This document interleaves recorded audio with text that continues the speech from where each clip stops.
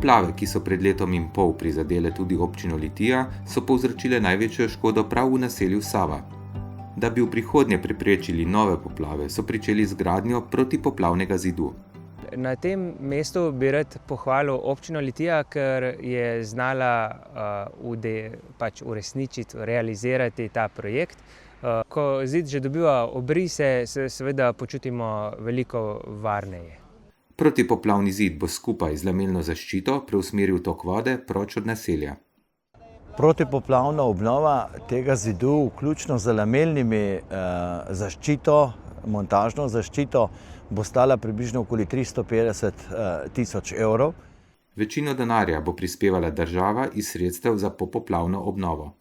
Kar se pa tiče nabave lamelne protipoplavne zaščite, pa je financirala občina iz proračunske rezerve in to v višini 150 tisoč evrov. Načrtujemo, da do letošnjega poletja, da bo projekt v celoti zaključen, vključno z celotno izvedbo te protipoplavne zaščite. Krajani pa že kar nekaj časa opozarjajo tudi na prepotrebno čiščenje korita reke Save.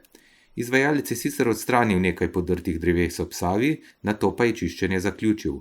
Ker je območje reke Save obenem tudi območje Nature 2000. In kdaj se bo čiščenje nadaljevalo?